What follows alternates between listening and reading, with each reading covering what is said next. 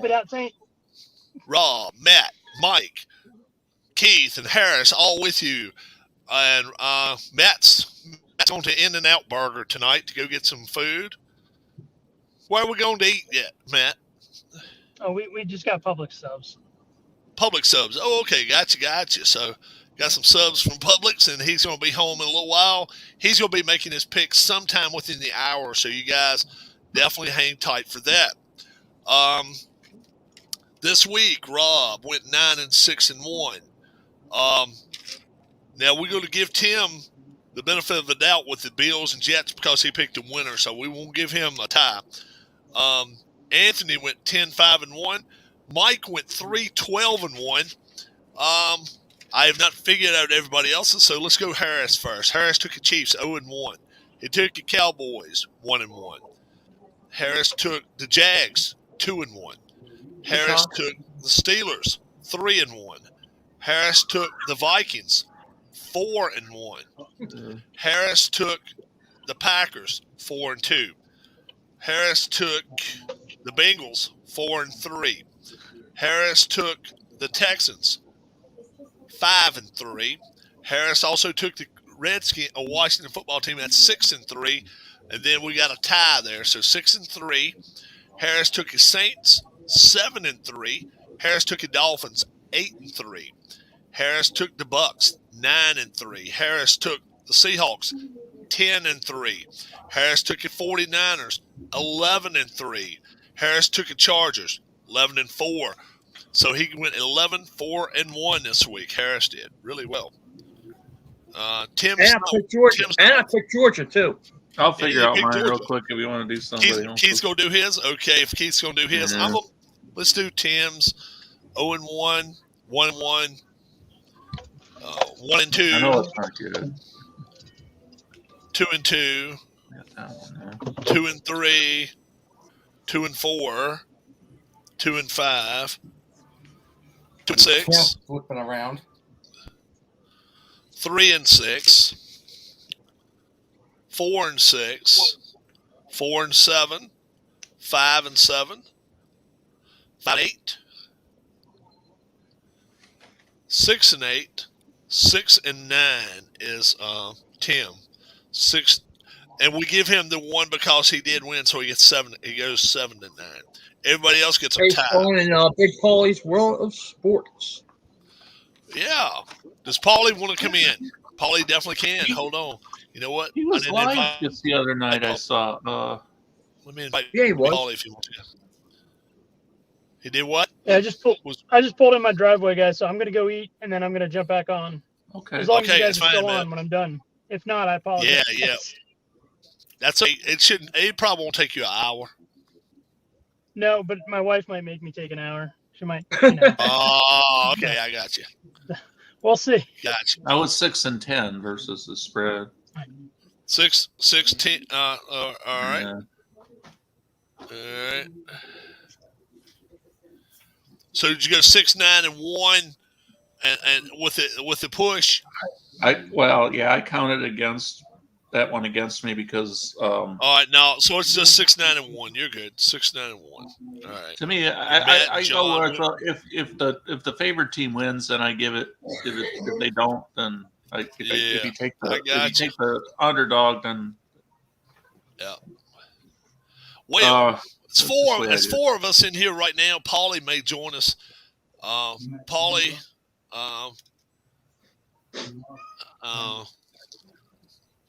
He can join us right now if he cares to. Michael Peterson, Saturday afternoon, 4 o'clock game. The Raiders are coming to Cincinnati, and the Cincinnati Bengals over under. Cincinnati Bengals are 6-point favorites. And come on in, Paulie. 48.5 points. 48.5 the over under. So Raiders, Bengals 6-point favorites. David Carr has been on a roll. I don't know how Oakland's done it with mirrors and whatever else. I didn't know Oakland was playing. Not David Carr. Not David Carr. Whatever. Derek is Carr. playing. Derek Carr. And they're Las Vegas, Michael. They're not Oakland. They're Vegas. Yeah. Oh, and for David crying was out a loud. giant, and David was a giant. You can tell what you're getting here, folks. Burrow to chase, and Mixon will probably have a 100-yard game. I will take the Bengals, and I will take the game 48 and a half. Over. All right. Harris. I'm going exact opposite of them. I'm going to take the Raiders in the under. He's going under with the Raiders. How about you, Keith? What was the point? Over under? 6-point favorites is the Bengals. 48 and a half. 48 and a half. Raiders and under. All right. Keith says Raiders and under. Yeah, the Bengals, they got a week last week. Burrow, they've got too many weapons, I think. I really, really like the Bengals in this spot. I'll take them, and I will go under. I will take the Bengals, though. And we'll see if Big Paulie wants to come in. If Big Paulie's coming in, I sent him an invite. So make sure I'll send it one more time. How about that? Oh, and Saturday night, folks, before you go to bed, it's going to be the Patriots and the Bills. Bills, only a 4-point favorite. They've beaten New England twice already this year. Can they beat them a third time? I don't know. Harris, 43 and a half is the over-under. What are you thinking, Harris? Belichick's not going to get beat 3 times in one season by this team. So I'm going to take New England and the over. All right. What are you thinking there, Keith? Same thing. I'm going with the Patriots to win the game outright and over. I think we all running with this. The Patriots have played good around Jones, and I'll tell you what, Allen has had times where he's had some rough times. Yeah, and I don't trust Allen against the Patriot defense. I don't either. I'm with you. I'm going to go. Yeah, 43 and a half is way too low. I'm going with the Patriots and over. Michael. The Patriots are tough.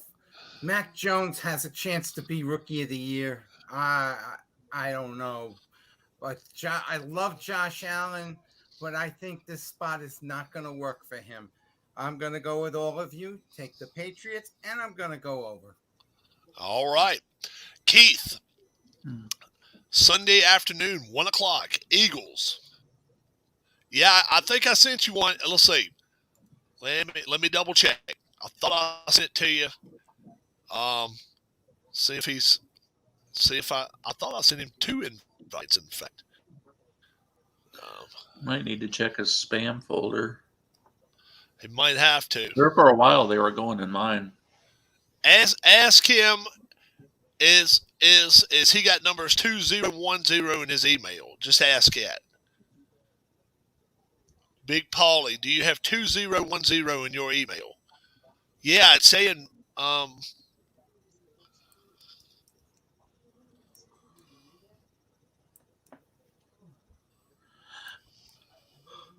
Did you send that to that one last I week? did.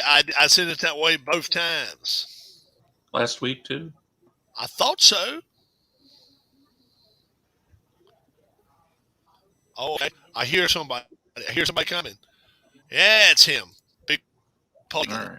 Yes. There we go. There he is. Oh, he got on here. Hey. All right. Okay, Paul.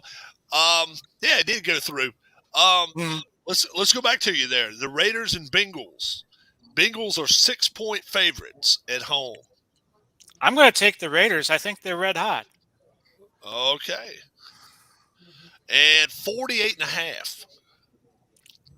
I think they will go under. I think if the Raiders are going to win, it's going to have to stay under 48 and a half. All right, and we got the Patriots and Bills. The Bills are 4-point favorites at home. I like the Pats. Okay. And 43.5 is all. I'm going to go under because the weather is going to be miserable up in Buffalo come Saturday. Okay. It's going to be like single digits and snow, perhaps. Mike, are you going to change yours to an under, Mike? What? You're over under. You going to change it? No, I'm going to stay. I'm going to stay right where I am. Yeah, I think I'm pretty happy with mine too. All right, Keith. But I did pick Eagles and Buccaneers. Oh, I went. Oh yeah, that's right. I am going first. That's right. Because then Sunday afternoon. It's a 1:00 game. The Bucks 8.5-point favorites. 49.5 is the total here. What do you like, Keith?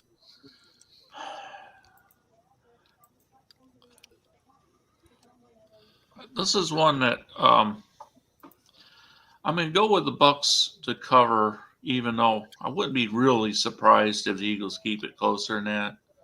Over or under? I'm going to go with the under on that. I think it'll probably be one of those games where it's fairly low scoring early, and then there will be more scoring in the second half. But all right, Paulie. Bucks 8.5-point favorites. Oh, I think the 8.5-point line's too fat. I'm going to take the Eagles and the over. Paul is taking the Eagles and the over. Right. All right, it's coming to me now. Yeah, I'm with you. The Buccaneers have played close games the last 3 weeks, except for the one blowout that they had. They scored 50, but they play in too close to the vest. They don't have as many weapons as they may have later in the playoffs. Right now, the Eagles are in a prime place to make this a field goal game, maybe 5-6 points. I'm taking the Eagles here. I think the Bucks win it, but I'm definitely going over. Mike. Brady. This is a first early spot for Brady, and hopefully his receivers will be spot on. I'm going to take the Buccaneers, but I'm going to take it under. All right. Harris. I definitely am taking the over in this. All right, now, I think Philadelphia would have had a chance to win this game if they didn't rest everybody against Dallas. Okay. That being said, that week off is going to hurt those starters. So I'm going to take Tampa Bay. So you taking Tampa in the over? Yep. All right. Coming to me now. The 4:30 game on Sunday. 49ers and Cowboys. Cowboys 3-point favorites at home, 49.5. Cowboys didn't really suffer any injuries last week. The 49ers, I just don't understand the line. I think it should be a couple more points higher. I will take the Cowboys here. I'm pretty comfortable with 3, and I'm going to go, but I am going with the under here. All right, Michael.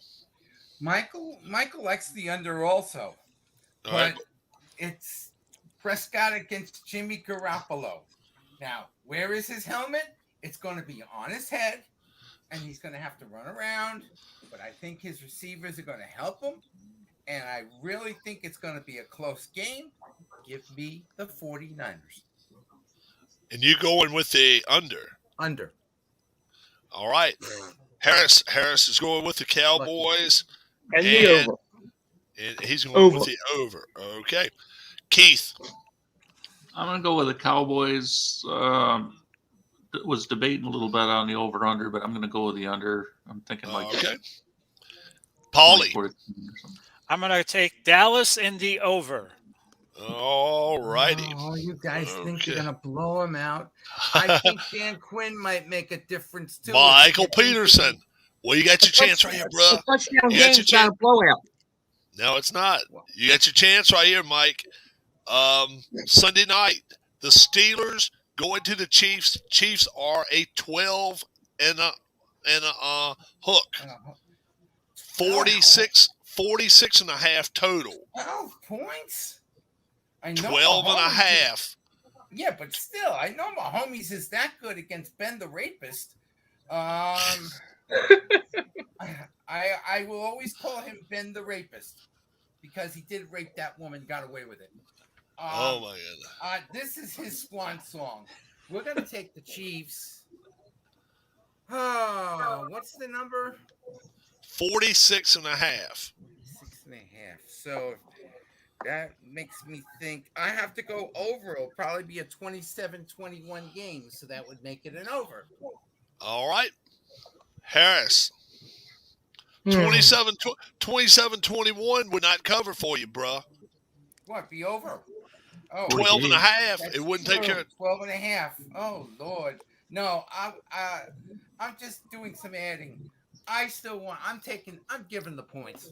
Okay, I think gotcha. the defense Harris. might make a difference.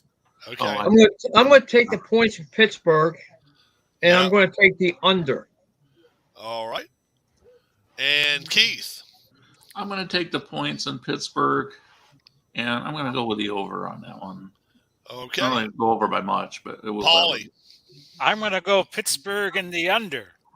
All right. Everybody's going with the Steelers. I am too, man. 12.5 is too damn 12 much. and a half is too much. It is. It is too much, especially this team. Look, this Kansas City team is not the Kansas City team of 2019 and 2020. They've had some times they couldn't couldn't score 14 themselves.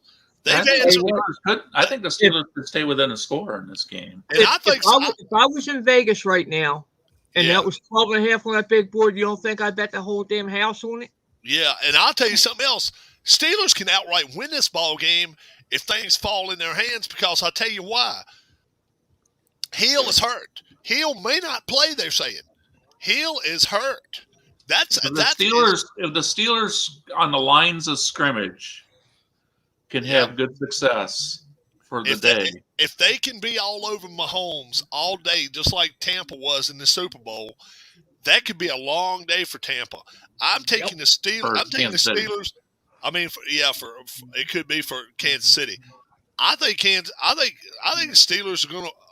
I think they're going to probably lose, but I'm going over here. I think this is scoreboard. I think both teams could score 35. All right. I could see Najee Harris having a big day. Yeah, I think he can. And I tell you, somebody else, Claypool, is that his name? Claypool? Yeah, for the Steelers. Claypool, yeah. Yeah, I think he could have a big day. I think he could run around. Harris, let's end this thing. Cardinals, Rams. Rams are 4-point favorites at home, 50 and a hook. They're saying this is the highest scoring game of the weekend. Yeah. What do you think? What are you thinking? I'm going to take Arizona, and I'm going to take the over. All righty. And Keith. Yeah, I'm going to take Arizona. I'm going to take Arizona to win, although I don't have to. And I'm going to go with the under. Okay, Paulie. I'm going to go Rams and the over. This is probably the most unpredictable game of the six. Because I agree. Which team's going to show up? Well, yeah, which Matt Stafford's going to show up? That's the main. That's the main piece of the puzzle right there. If the Matt Stafford that won 11, 12 games shows up, Cardinals are going to have a hard time in this game. But if the Matt Stafford that can throw three picks, fumble twice, and has no damn clue, they're going to have some trouble. The Cardinals have been playing lights out football the last 3 weeks. They have played hardly any mistakes. Now, I don't think they're going to get by with no mistakes against his defense, because the Rams might be a top 3 defense out there. But the Cardinals get J.J. Watt back this week, I think. I think Watt comes back. That's big for them, because he hadn't played in 8-9 weeks. This is huge. I think the Rams are going to have some problems here. You're going to give me 4 points. I'm going to take the 4 points. I'm not sure they're going to. I'm not sure they're going to win. I think the Rams could still win by a field goal, but I'm going over. I think this is a tally board game. Mike. Oh, everybody's always Rams are this and Rams are that, and Aaron Donald, but what's coming back? That's good. All right. The question is, are Arizona's offensive weapons in good shape? Can they beat up on Ramsey and all that? The answer to my question is yes. For Larry Fitzgerald's sake, I am taking the Arizona Cardinals. I'm going to take the over. Over. Okay. All right. We'll keep that handy there, and we'll keep that in place. Is anybody right now got the top 25 of college basketball up? I had it. Now, give me a minute. All right, while Harris gets that up, Michael Peterson right now. Here it is. You got Baylor, Gonzaga, UCLA, Auburn, USC, Arizona, Purdue, Duke, Kansas, Michigan. Did Duke lose one last week or two last week? They're 12-2 right now. Okay. And who's Michael Gonzaga again? They dropped 6 spots. Which one? Wow. Gonzaga is number 2. Two. Yeah, they're behind Baylor. Michael Peterson, right now, if you were going to pick a national champion, you had $50. You're going to take it. Who is your national champion in basketball? Until somebody else beats him for the title, Gonzaga. Gonzaga. All right, Harris. I don't believe I'm going to say this. Auburn. Auburn. Okay. Keith. Yeah, I mean, I was thinking about that, but I could see Auburn getting to the Final Four. I don't know. I'm thinking maybe UCLA at this point. All right. Big Polly. I'm gonna take the Zags, Gonzaga. That loss Okay. to UCLA in the Final Four, where they lost on that miracle 3-pointer. That's got to be sticking in their craw. Yeah, I got you. I got to go with Coach K here. His last season. I'm a Duke fan. I think they have a legit chance. I mean, they're playing so much better. I mean, this team was picked 5th in the ACC. What do they have this year? I couldn't even tell you.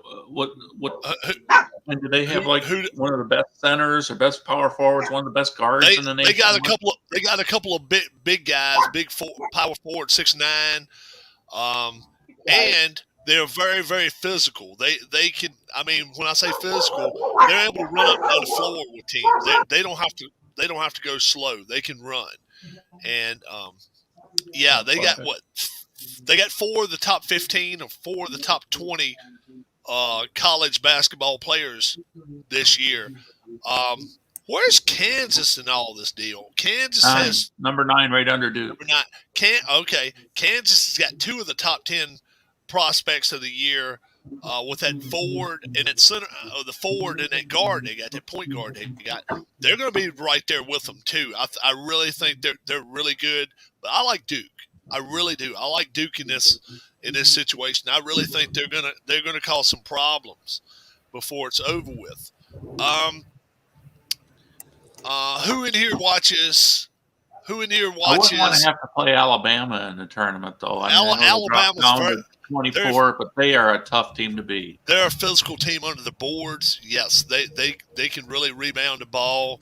Yeah, they're tough. They got some tough guys. Who in here watches NHL hockey?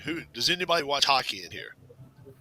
Harris? Not every day, but yeah, I'll watch it. How about you, Michael? I'll watch it, but I hear a lot of the scores and highlights on CBS Sports Radio. How about you, Paulie? You watch hockey? You know, I'm living in Lightning country, but I haven't really watched too many of their games yet. Okay, and then Keith says he doesn't watch it. I like hockey. I just don't. I don't keep up make with the time to to dedicate to it. If you want, let's see. I'll get to standings up right now, and then we'll give everybody a chance to tell us who they think NHL standings. Everybody a chance to tell us who they think can possibly win the Stanley Cup. In the Atlantic Division, the Panthers and the Lightning are tied. They're up top.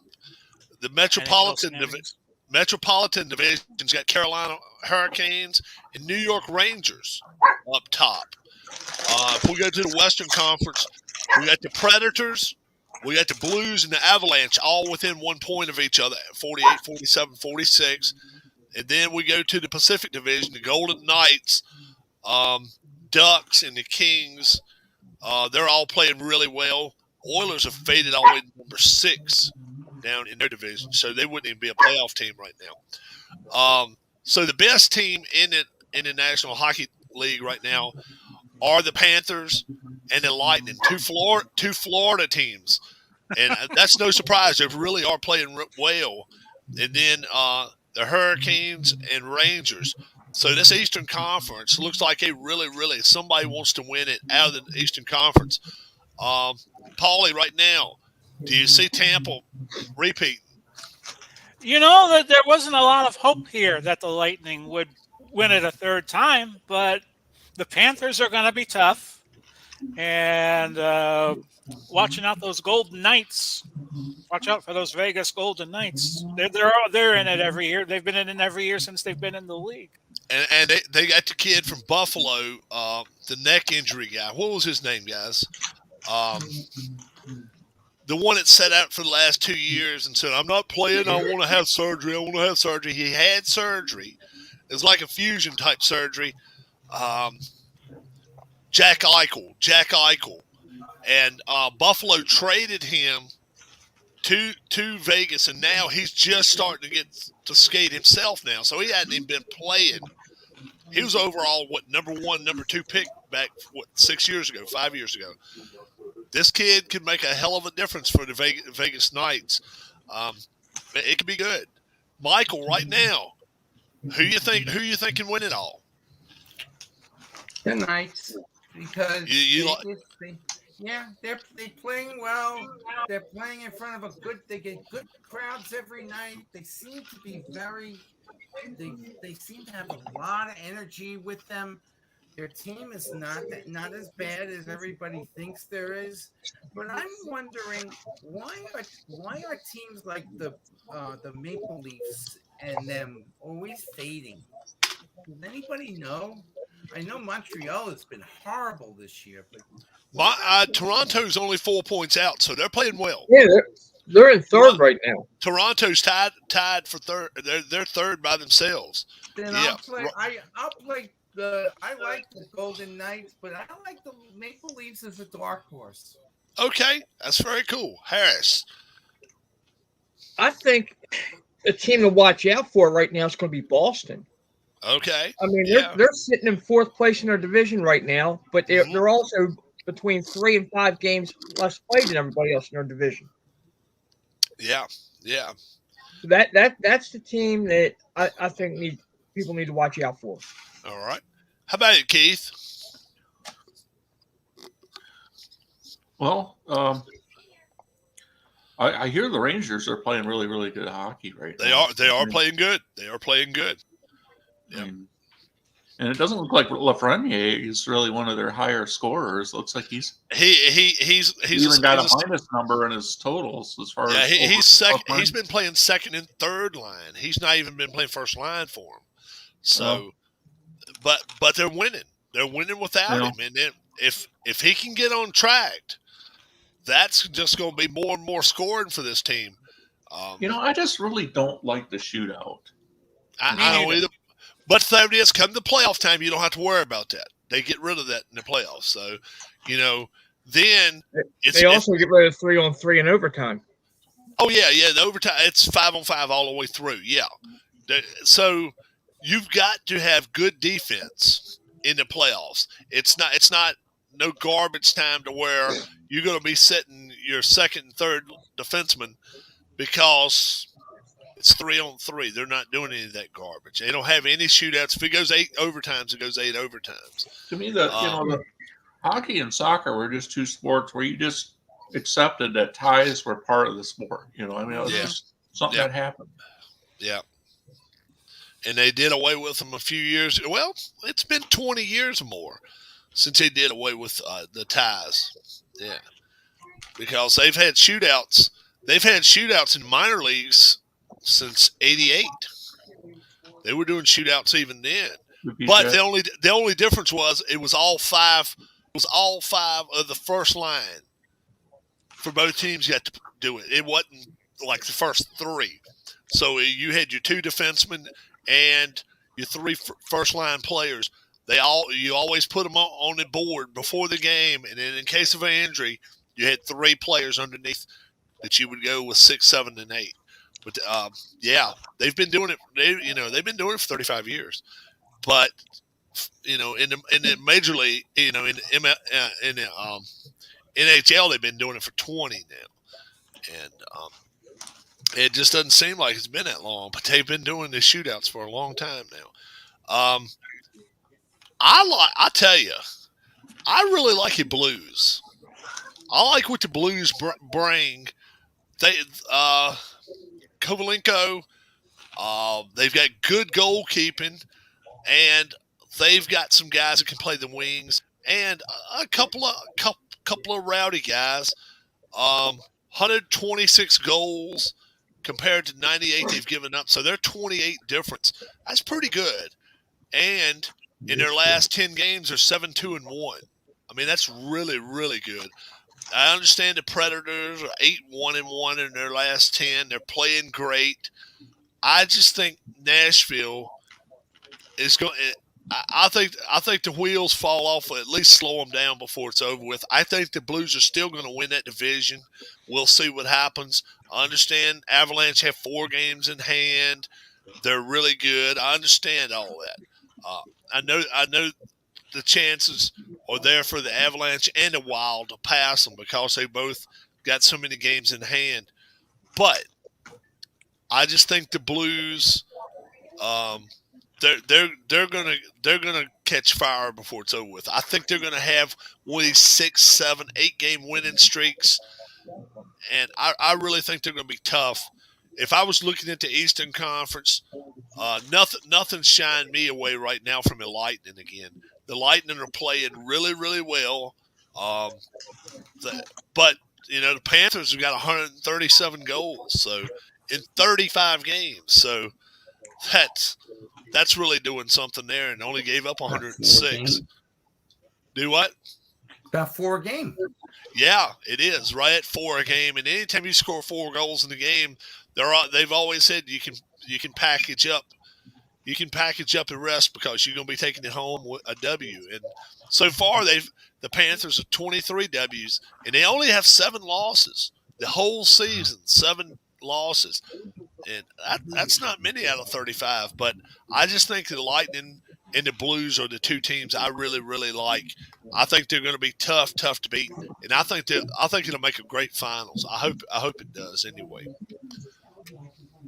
Hockey's one of those sports, so it seems like some team can get in that's like a lower seed in the playoffs, and they'll put everything together.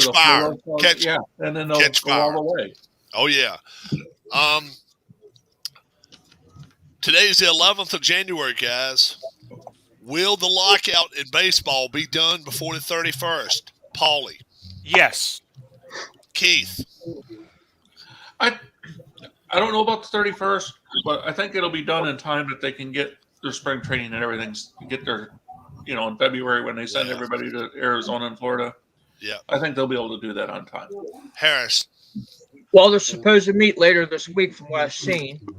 And they've already decided they have to have a CPA in place come March 1st in order to get the whole season in. So I think it's going to get done sooner rather than later. Yes. Michael. Thursday's the big day of that meeting, by the way. And I think, I'm hoping. Is it going to happen? Yeah. I think it will be by the middle of February. Yes. All right. I think by the 31st of January, signed, sealed, delivered. I really think so. Now, I might be wrong, but I don't think that they're really that far apart. I mean, they'll talk like they are, but I don't think that they really are. Exactly. I think the big stickling point with 7 teams in the National League are we don't want the DH. It's not that they don't want to DH. It's that they do not want to pay for a DH. That's what it amounts to, folks. Yes. $15 million. You're going to pay $15 million for a good designated hitter if he's going to be playing for you 150 games and you pretty much know that, a Nelson Cruz type, you're going to pay $15 million for him. Raise the salary cap, raise the cap to a little higher, so these people will not hit the ceiling. Do that. Do it for the Yankees, the Red Sox. Do it all these teams. Then the American League teams have DHs. Right, they are already spending it. Then let's do this. Let's put a floor in place. All right, if you do not spend this much within the time limit all the way to October 1st, if you don't spend this much, 45 million, 55 million, what you're going to do, you're going to donate it to the league, and we're going to pass it out to all the other teams. How about that? There should be a minimum, folks. There's no way you should be spending $25 million on a team. Don't you think, though, if you didn't want to spend the money, that's what your argument was, you didn't want to spend money on a DH, you could probably get by without one most of the season, and then in a trade deadline move, pick up like one that's a rental or something from somebody that's trying to unload somebody. What I'm saying about the base cap, though, is this.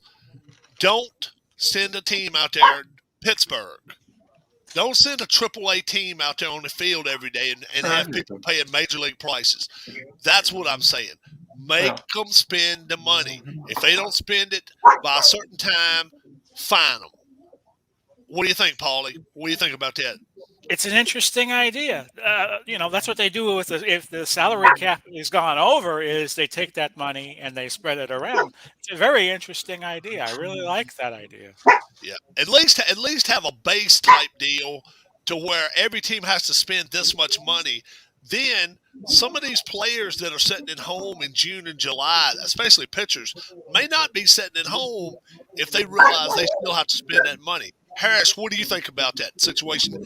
If you have to spend a certain amount, I see where you're coming from, but look at it this way: the ball clubs that aren't spending that money, their ticket prices are down here compared to those that are spending up here. So if you make them spend so much money, they're going to have to raise those ticket prices up to here. So I think you're going to be putting less people in the stands. Tampa had the 11th highest last year. 11th highest tickets. Okay. Tampa did. Mm-hmm. Third lowest salaries.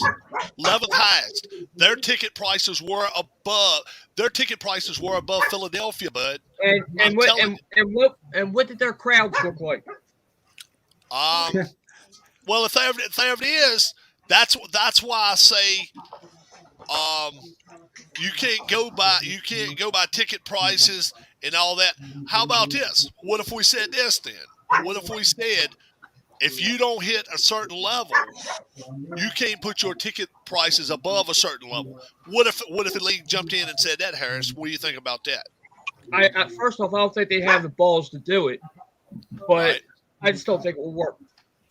Yeah, I think they've got to set a low bar. I think they've got to do it. Make teams. I'm like this about it. If an owner hates it, say your team. Say your damn team. If you don't like spending $45 million and then next year they day you ahead of time, that's what you're going to spend $50 million next year. Say your damn team. That's all I say. It's because I tell you what, people will pay inordinate amounts, 80, 90, $100 if you win in 85 and 90 games. But if you're winning 40 games, I don't give a shit if your prices are $25. They're not going to pay to come see it. There's just, and that's the thing. That's the thing about Tampa last year. Tampa's salaries were way down to bottom, but they still were playing their asses off. They were winning, and they had high ticket prices. Did you go to any games last year, Paulie?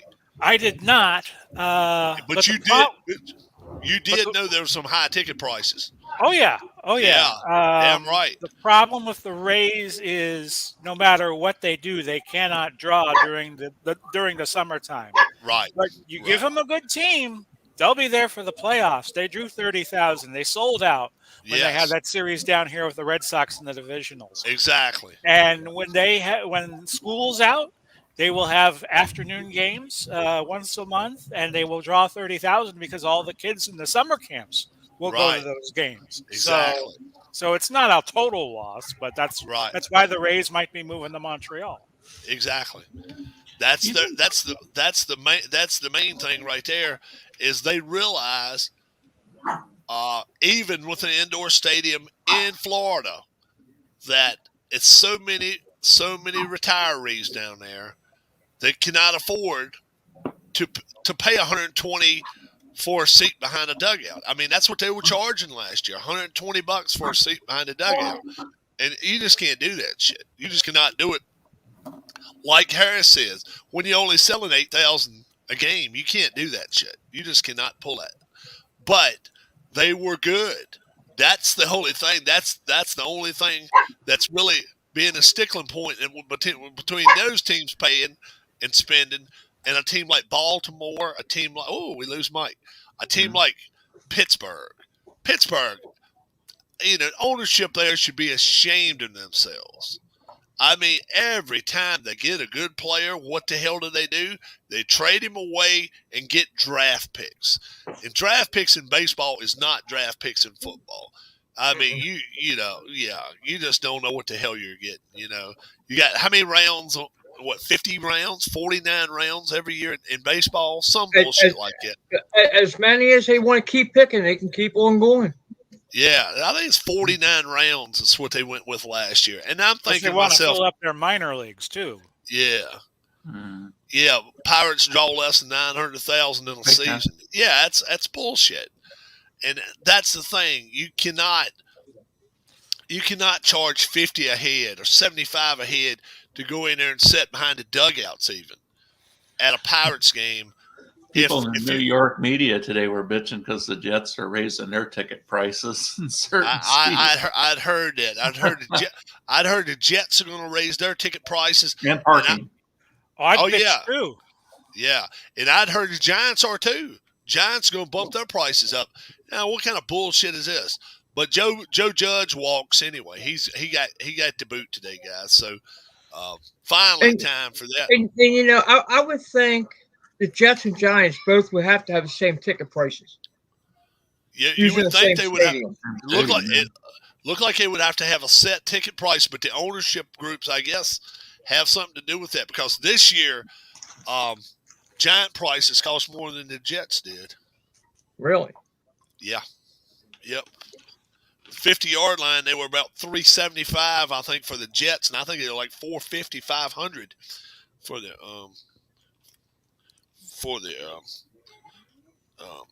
Giants. What do you guys think about this Flores? Brian Flores getting fired in Miami. Now, this is my It's a little puzzling. Yes. He wins 7 in a row, loses 7 in a row. Now, this is what I'm thinking. After reading did you guys read what the ownership group released? They said Flores did not have the strain or didn't have the best intentions with our team and just didn't feel like he could have been the person we could go forward with. This is telling me I think maybe he lost the locker room. I don't know. But what other way could it be? Because they played for him on the field. They did what they could do 7 in a row. He might have just had a different idea about how to do things with the management of the team. I mean, the GM. Then the GM. Yeah, I don't know what. Yeah, but I think if you lose the locker room, you're not winning 7 games in a row. I agree. Agreed. Man, that sounds good, Rob. Yeah, that sounds good when I did that. Yeah. Put one more drip of water in there and do that again. Yeah. Yeah, I don't know what the situation was, but I got a feeling something happened because number one, he signed a 4-year contract. You got to pay this guy, so you got to pay him his money because he definitely didn't show anything to where he wasn't doing his job right. But if he's not the guy you want there 5-10 years from now, what better time to get rid of him than now? I mean, I don't know what the Miami ownership's all about at all. But if he's not what you're looking for, that's speculation is they wanted to hire Harbaugh a few years ago, and they hired him. And they even talking to him now, and they're saying he's maybe their number one candidate. Kind of like a guy down in Arizona, Cliff Kingsbury. He can hit people the wrong way too, because everybody. What's the first thing you think about when you think of Cliff Kingsbury? Throwing 50 times, and just going wide open. Because what did he play? What, Texas Tech? Right. Yeah, that wide open offense there. And he threw, I think, 3 700-yard games at that university, and that's the first thing you think of when you think of Cliff Kingsbury. But you got to see the whole body of work. And you can see they try to run a football. They try to do what they can for the kid Kyler Murray. He looks like to me he's a more than adequate coach, and they win ball games. So he's one. I really, really thought there was a chance by the end of this year he could get the axe, but definitely not going to the playoffs and all. Do you guys think there's any chance Pete Carroll still gets the axe? I think so. I'd say 50-50. Keith? I have a few doubts about that. I don't really have any idea what the relationship is between him and the front office of the Seahawks. Right. I do know the front office GM is a lady. On the leash. It's a lady. Is the front office. She's pretty much ownership and GM. And she was supposed to meet with him Monday or Tuesday. So today or yesterday one. Russell Wilson's pretty much made it clear he wants out. That's got to play a big part in it, because if Russell Wilson wants out, the first thing the GM or the owner should be doing is calling Russell Wilson there and say, "Look, why do you want out?" And if the first word coming out of his mouth is "coach," then you got to start thinking, "Okay, coach, what the hell's up?" I just talked to Russell Wilson. Russell Wilson has won a Super Bowl. He knows what he's doing on the football field. What's the philosophy difference between you and Russell? And if the coach doesn't have a good answer, I think the coach is gone, because how many times do you see ownership go to the player and say, "You know what? The coach is right here. Bye." It never happens. Never happens where they're going to get rid of the quarterback or the wide receiver or the running back for philosophy differences. The coach is the one that's going to go. But then, Wilson's probably a smart guy. If you go and ask him a question like that, he knows what you're feeling for.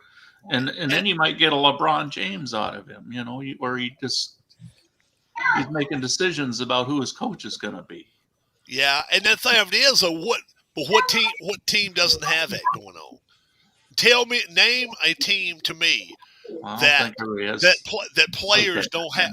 That a player doesn't have some say in who the coach is. It happens all in the NBA. Are you kidding? I mean, LeBron James, they've come up to him how many times and said, "Are you happy with your coach?" and this shit. Oh yeah, that if somebody's not happy with a coach in the NBA, I don't. If they're 60-12, and these guys are not happy with their coach, they'll get rid of the coach.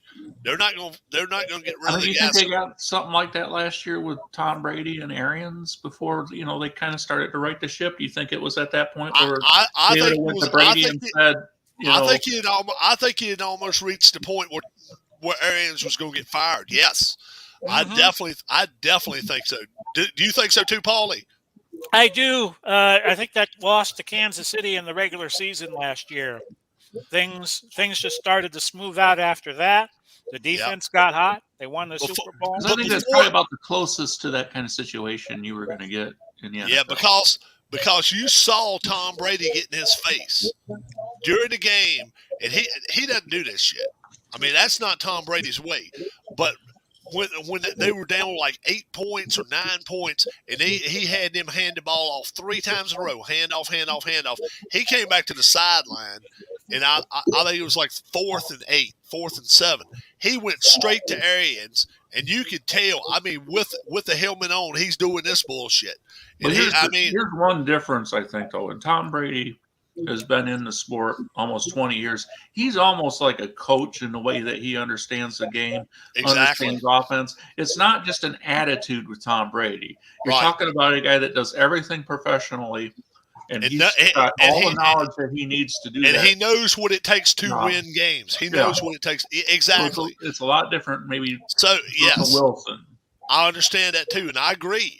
If them two went, and I'm sure they did go before management, and they said, I'm sure Tom said, look, what kind of bullshit is this? You know, we were down 8 points in the middle of the third quarter. We run the ball, first down, second down, third down. And I mean, all I wanted was a chance to call him audible, and he didn't he didn't say no. So when he comes back to the sideline, it's it's crazy stuff. You know, he gets in his face and he lets him know, and he's probably earned that right. It's not many of them that have, but what do you think, Harris? Has Brady been in the league long enough to earn the right to at least get in the coach's face and say, "Look, what the hell's going on"? Or do you still Brady's say, been in the league? You know how I feel about Brady? He's been in the league way too long. But do you think? Do you feel you think he has been in the league long enough to where some shit he does? If Josh Allen pulled it, you would probably look at Josh Allen and say, "Okay, hold it back, Hoss. You ain't showed shit." Or a Derek Carr. What do you think, Paulie? Has he earned it? I think so. Go ahead, Harris. Yeah, there's a few of them out there have earned that. All right. Brady, Roethlisberger, maybe even Garoppolo. I don't know about Garoppolo. How about Rodgers? Rodgers, definitely. Rodgers, yeah. And Mahomes. But somebody like a kid out in the Rams. First year out there now, Stafford. He's never won anything when he's been with the Lions. No, He's still. I think he's still got some growing pains. I don't care if he is 33 years old. What about Dak? Who? Dak Prescott. He hadn't won a playoff game, has he? No. Yeah.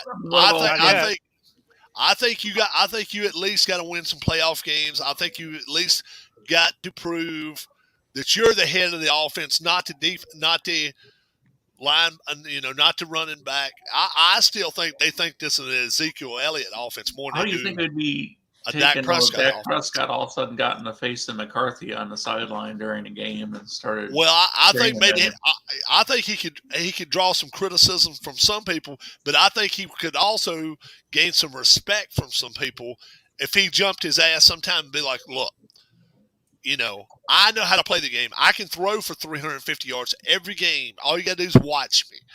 If Prescott went to Jerry Jones and said, "I have an issue with such and such coach," that coach would be gone today. I agree. Agreed? Yes, I agree. Yes, because Jones has that much respect for Prescott. But I think if you look at the Dallas press, they still come out with this shit that this is a its team, and it's not. Elliott's. It's not Elliott's team. No, not anymore. Elliott's not the same player. Elliott's not the same player he was 4 years ago. He's just not. Well, I wouldn't say that. I wouldn't go that far, but I think Pollard's playing head and shoulders above him, though. How many yards has he got rushing this year? He averaged about 58 yards a game. Yeah. So he didn't get 1,000. Don't think so. No, I don't think he did either. 58 yards, really, when you think about it. And you do realize even with 17 games, that's 900 yards. But still, a true running back nowadays should get 1,400. That's not 100 a game, but that's 90, 88, something like that.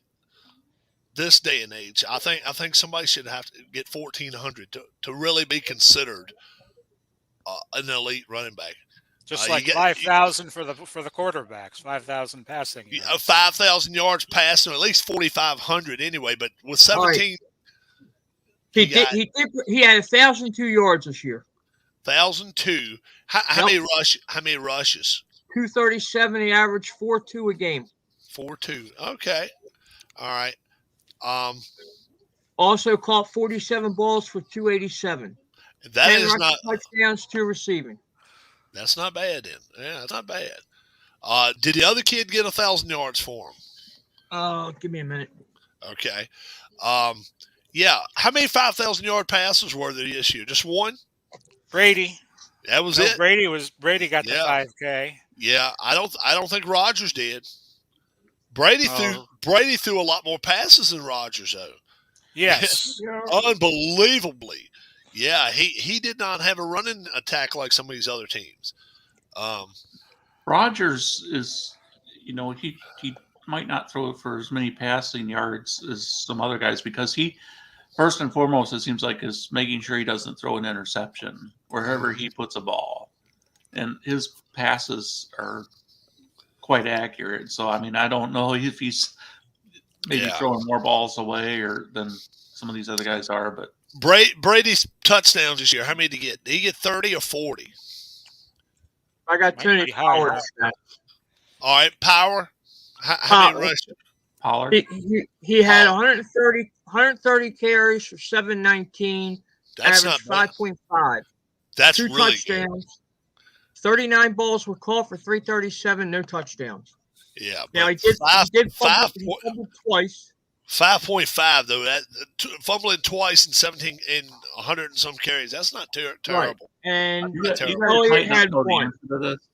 You guys might know the answer to this, but if you don't, take a guess. How many career rushing yards did Ricky Williams have?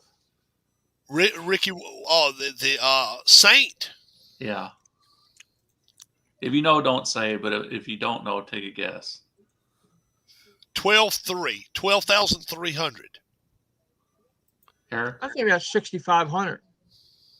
Ollie, you have a guess? I'll bet $1 and say it's probably less than 6,500.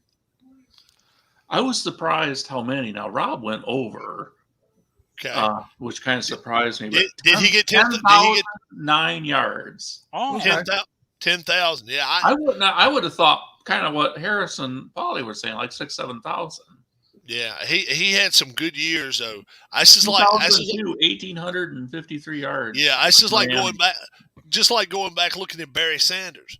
Barry Sanders retired at age 29. Guess how many yards How many yards did Barry Sanders have? He retired at age 1 point. He was right behind Peyton. Yeah. So about 12,000. Barry Sanders rushing yards. So how many yards? Probably around 12,000, I think. Whatever. He was just behind Peyton by about 1,000. Pauly. I would say in the neighborhood of 12,500. Okay, Harris. I think somewhere around 15.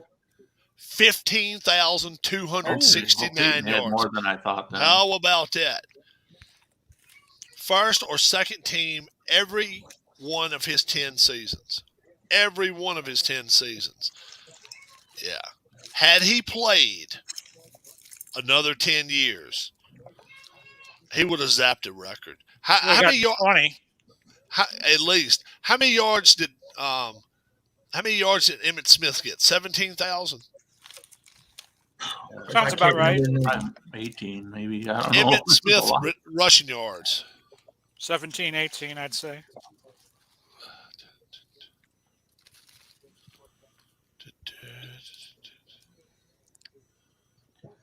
Who would you rather have between Roger Craig and Thurman Thomas?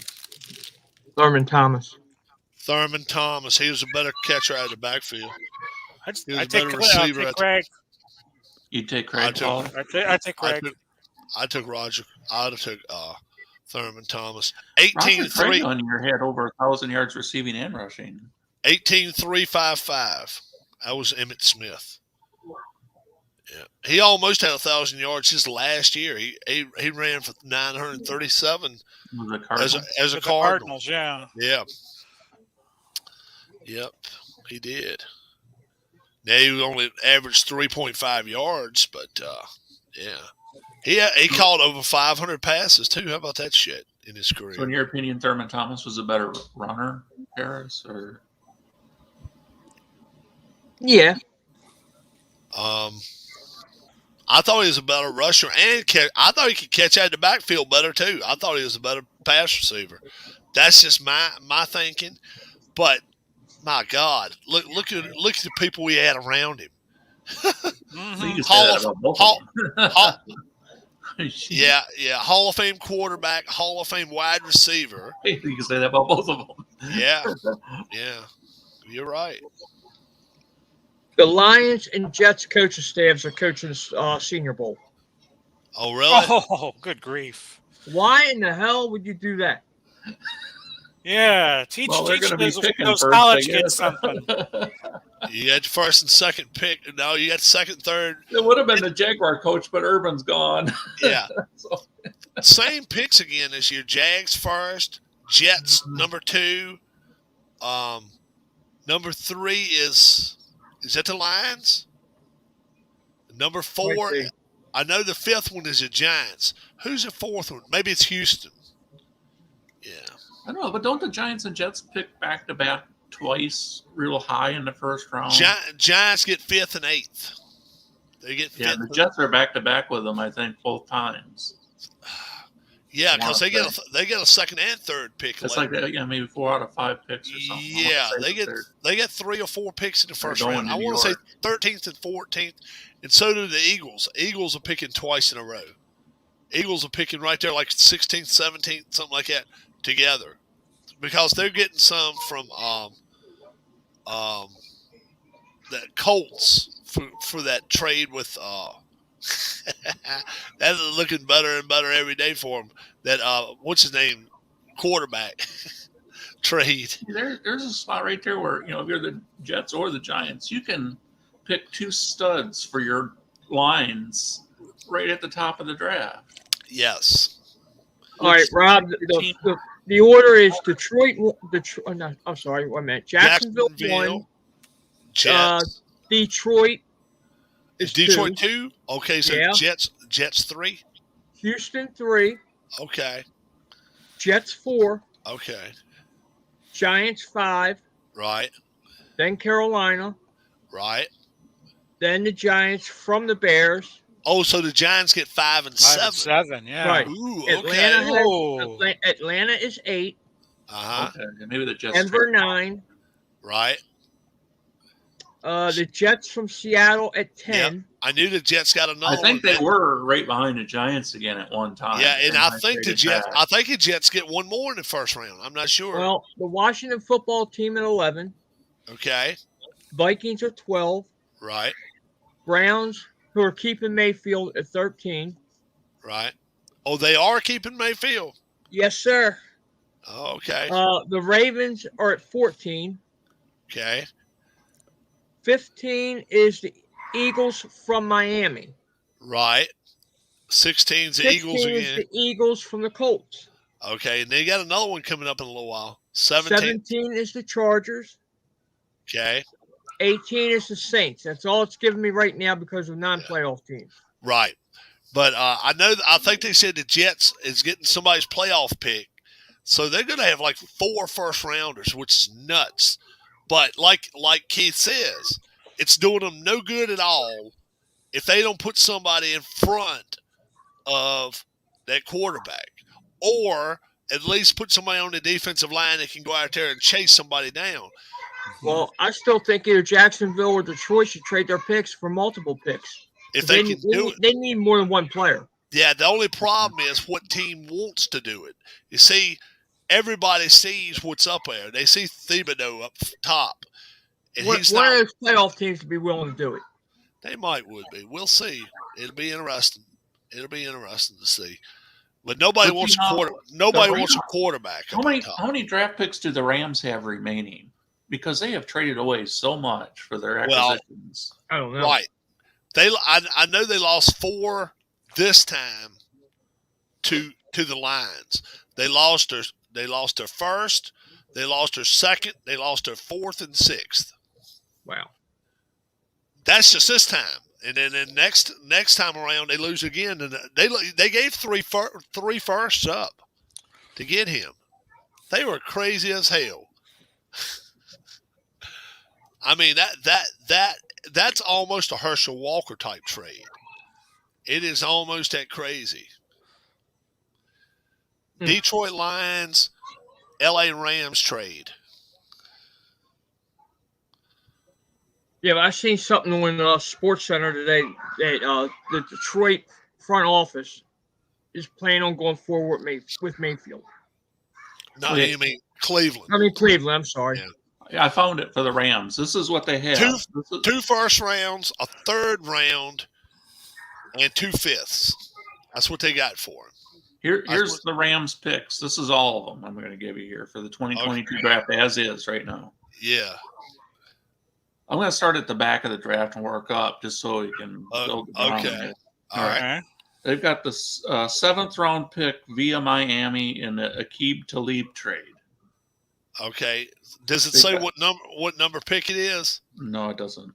It's got to be 300 and something, whatever it is. It's way down. They've got the 200. 7th round pick of their own, which they haven't traded away. Okay. They've got the 5th round pick of their own. And, I ran at the end of the list. That's it. That's it. Yeah. Whew. Can you imagine if 5th round picks the best you got? You're the Rams. And Matt Stafford is your. Yep. Well, if you're the Rams, you better win now. Yep. And then the Lions. So the Lions this year have the Rams 1st, 3rd, and 5th. Next year they have their 1st and 3rd. And the following year they have their 5th. Shit. Can you imagine? So they gave up 2 firsts, 2 thirds, and 2 fifths for golf. I mean for Stafford. And I'm thinking to myself, that's a lot. Do the Rams, do you think that there's any high-priced player that maybe has 1 year left on his contract they would try to trade to acquire a 2nd or 3rd round pick? Cooper Kupp, but can you afford? If Woods is coming back, maybe, but can you afford to give up Cooper Kupp though? I mean, Cooper Kupp is maybe one guy in your defense. I don't know how much longer do they have Donald under contract. Aaron Donald. I want to say he has 3 more years on his contract, and he's making like he ain't going nowhere. No. Aaron Donald contract. Von Miller. Aaron Donald is making $22.5 million. And so he's got 3 more years on his contract. It's a 6-year, $135. Woo! 6-year, $135. 22.5 a year. 22.5 a year, and T.J. Watt's up for a contract, I think. In Pittsburgh, they're gonna have to pay him $20. It's free agency. That's about all they can do to bolster anything. And they don't really have much of a running game, do they? Who is that? The Rams? No, they don't. They don't really have a lot. And then you got to go against Bosa and all the 49ers.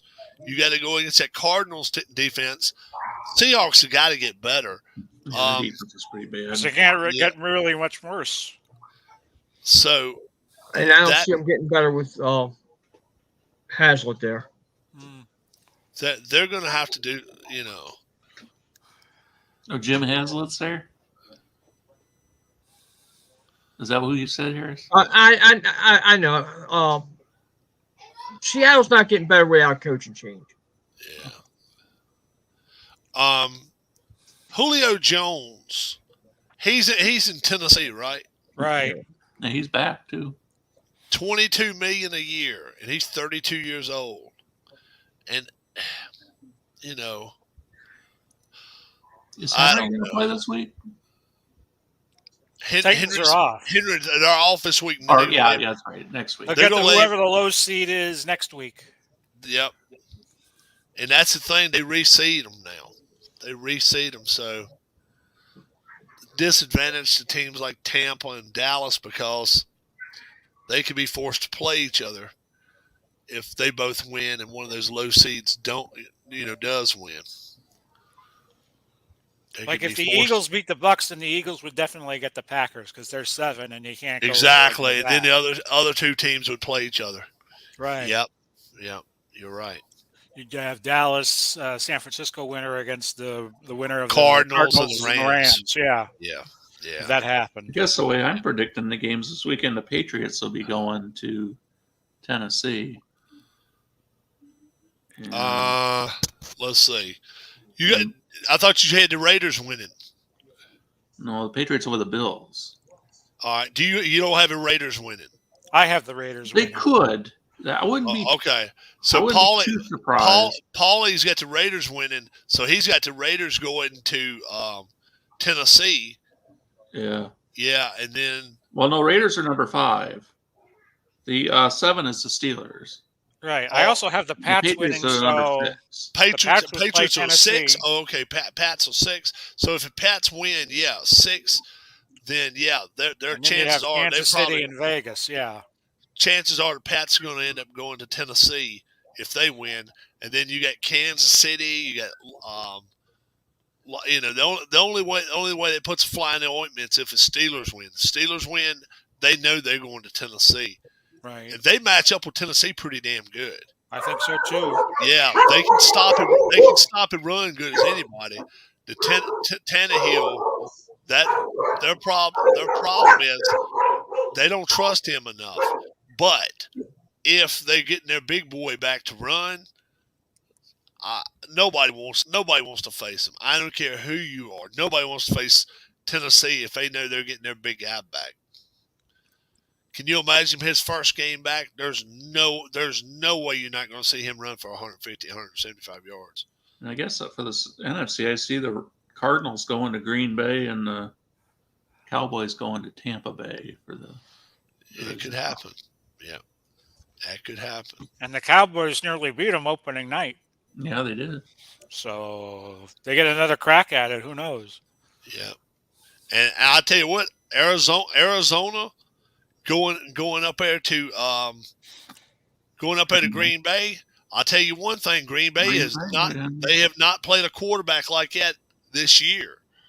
They have not played somebody that can run around and go nuts like this. I don't think Arizona would be intimidated to go up there. No, I agree. I agree with you. But I also think if the Eagles, that's a team you better not take lightly either. That's a team that they could go down there to Tampa. Yeah, they can get tough out. Yes. The Eagles nearly had Tampa Bay on a Thursday night on that Thursday night game in Philly. Yeah. So I don't take them lightly at all. No, not at all. Now, I think Tampa's a better team. I think if you just stop Hurts from running around going crazy, I think you can beat him because in the pocket, he's never proven he could beat anybody. But if you let him go running for 60, 80, 100 yards, all bets are off. Mm-hmm. Yeah. The Bucs are like the '84 Dolphins. They bend, but they don't break. A lot of times, all that bending that might do them in. Right. And you get them right there at the red zone. Most of the time, they make you kick a field goal. There's not many touchdowns they give up. They're pretty interesting. They really are. USFL, when are they going to start their deal? It's not going to be for a couple more months. Do what? It's going to be like April. That's right, Harris. April. Okay. And then NHL, we'll come back and check into that. In the next couple weeks, maybe we'll talk about who we think our MVP is of NFL, NFC, AFC, rookies of the year, defensive players of the year, and stuff like that. Yeah. So maybe we'll do that, especially in an off week when we don't have any picks. Yeah, we saw where the fans almost fell on top of Jalen Hurts. That's been a week or so ago. Yeah, that was crazy. That was crazy shit. Yeah. Who's loaning Sean his 100,000? Yeah, who's gonna loan it to him? I don't know. Yes, call Michael. The fans Tell- almost fell on Tell top of him him. to go to the airport. Michael can give it to him out of the cash box. Yeah, yeah. Here comes Matt. Matt finished his sandwich. Matt finished his sandwich, and now he's gonna make some picks. And we're not telling you who I picked. Nah. All right. Don't forget, folks. 6 p.m. Thursday evening, live on this channel, Keith Avalon. Keith Avalon will be on the channel live. Have your questions ready if you want to be part of the panel. We're going to have some panel mates, too, around. So anytime I'm sipping a drink or something, Keith, Harris, if Big Paulie's around, Matt's around, whoever's here, they can ask a question. I've already been given a list of questions to ask him. So you guys be here at 6 p.m. He's going to be here between 45 minutes and an hour. Matt Sharver. We've got the Raiders. We got the Bengals. Saturday afternoon. 6-point favorites are the Bengals. I'm going to take the Bengals because Derek Carr is like 0-5 and weather that's under 37 degrees. His passer rating is really bad in those kind of weather. 48.5. Go under. All right. Patriots and Bills. Bills 4-point favorites. I'm going to take Buffalo. Oh, he's the only one going to take Buffalo. We're all saying he can't do it 3 times. We're going to see. 43.5. Under. Under. Okay. Eagles and Buccaneers. Buccaneers 8.5-point favorites against the Eagles. Bucks. Harris was on mute again. You going with the Bucks? Yep. All right. Yeah, it's a few people went with the Bucks. Over under 49.5. I'm going to go over. Over. Okay. I'm just concerned about the weather. 49ers, Cowboys. Cowboys 3-point favorites. I'm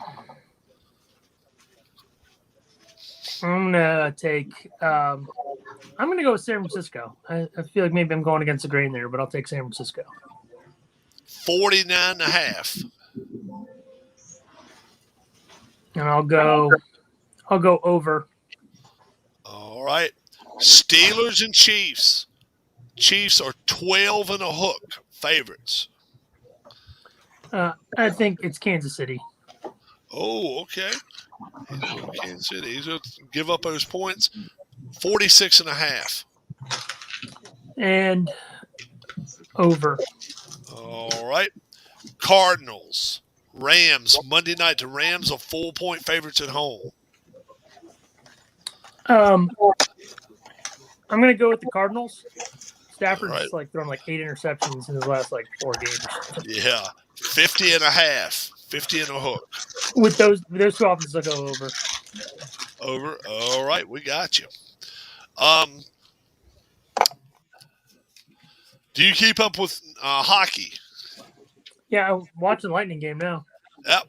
We were wondering right now if you were picking one team to win it all right now, would it be the Lightning? Yeah. You still think the Lightning with what we've done without Kucherov and Point for long stretches of this season? Yeah. I mean, I'm amazed. I mean, I really think it's going to be a three-peat. Yeah, it could be. I'm taking the Blues. Yeah, I tell you, Florida's played well too. Florida's really played well. Florida was a pain in the ass last year for us too. and they're a tough team. They're a tough team. So We're going to be, don't forget, Matt, 6 p.m. Thursday night. Yeah, for Keith. Keith Avalon Yep. to be on here. We're going to have him on for about an hour. So if you want to be on live, you can, we'll kind of circle it around and say, hey, any question's not a bad question. I got a lot of hoops questions to ask. No question's a bad question because some people are not really don't know a lot about play.com, and we're going to try to see if we can find out maybe the start of play.com and where he came from with it. And one of my questions is I want to find out what his proudest game is. The game that really he would put it on his shoulders and say, hey, this is the game that really made me or made play.com or made the company or whatever. So I'm looking forward to asking him a lot of stuff. I would bet his response is going to be second season football. I would say red, white, and blue racing. I think it's going to be second season too. If we're talking about what really put play kind of, I guess, on the map. Yeah. Okay. All right. Paulie, you going to be here to join us Thursday night? I'll see what I can do on that front, Rob. All right. Sounds good. Keith, you going to try to be here Thursday night? Mm-hmm. All right. Harris. Yep. Great. Matt, you going to try to be here too, huh? Yeah, absolutely. Sounds good. 6 p.m. Eastern time, folks. We promise not to hold you too long tonight. We were here an hour and a half, but trust me, between us five right here, we could talk for 4 hours and still be bullshitting with everybody and still have a fun time. So, yeah, you never know when we're going to give out. We didn't see Tim tonight. We got to get Tim's picks. So I'll see if I can get his picks and make them public Thursday evening, maybe before then. But I will have a broadcast Thursday and let you guys know that how things are going, and if anything changes with Keith between now and Thursday, because the way I understand, after the broadcast with us, I think he's going to do his own broadcast on play.com afterwards to go public. So that'll be real cool too. For Harris, for Keith, for Paulie, for Matt, my name is Rob. I want to thank each and every one of you for watching. I don't care if it's live. I don't care if it's taped, repeated, or whatever. Just watch us. Subscribe to the channel, and do put the like down there for us. We do appreciate it. We all enjoy it. You're watching the Jabroni Network, and we are really, really proud of that as well. Have a great, great night. God bless, and be safe, every one of you. Bye-bye.